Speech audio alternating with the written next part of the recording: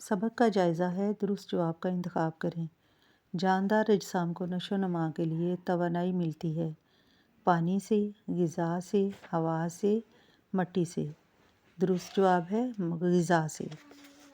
بہت سے پرندوں میں خولدار پھل اور بیجوں کو توڑنے کے لیے یہ خصوصیت ہوتی ہے: چونچ، تیز اور نوکیلی چونچ، پنجے، دانت۔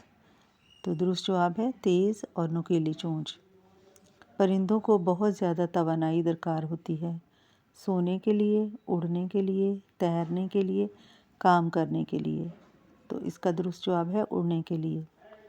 پودے ان جانوروں کی خوراک ہیں: بھیڑیا، بلیاں، ببر شیر، شیر، گائیں، گھوڑے، کتے، سانپ۔ تو درست جواب ہے گائیں، گھوڑے۔ اچھی صحت کے لیے ہمیں یہ غذا کھانے کی ضرورت ہوتی ہے: برگر اور فرائز، سیب، دودھ، آلو، چاکلیٹ، چپس۔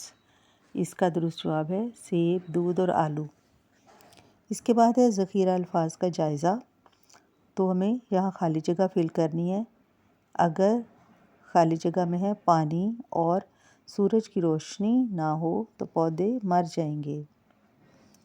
خرگوش کے ہموار دانت ہوتے ہیں جن سے وہ پودے چباتا ہے۔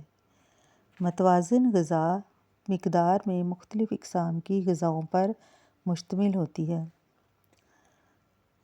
بہت زیادہ غیر صحت بخش غذا کھانے سے لوگ موٹے ہو سکتے ہیں۔